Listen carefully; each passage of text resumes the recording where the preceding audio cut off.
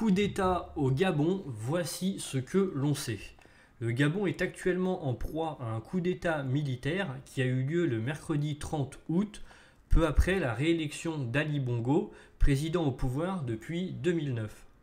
Les militaires ont pris le contrôle du pays à la suite de ces événements.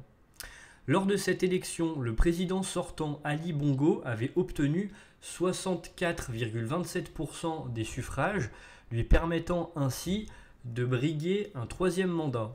Cependant, dès l'annonce des résultats du scrutin, un groupe de militaires a pris la parole à la télévision nationale pour lire un communiqué annonçant la dissolution de toutes les institutions de la République.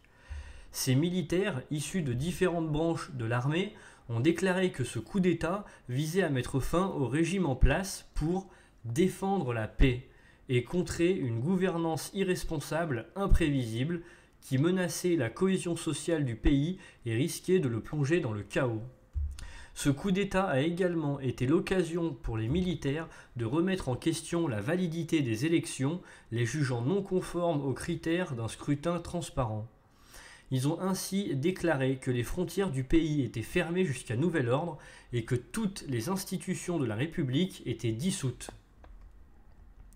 Ali Bongo, âgé de 64 ans, est fragilisé depuis son accident vasculaire cérébral de 2018 et est désormais en résidence surveillée à Libreville, la capitale du pays. Des tirs ont été entendus dans la ville au moment des événements. Ce renversement de pouvoir a également entraîné des arrestations au sein de l'entourage politique d'Ali Bongo, y compris son fils, accusé de haute trahison.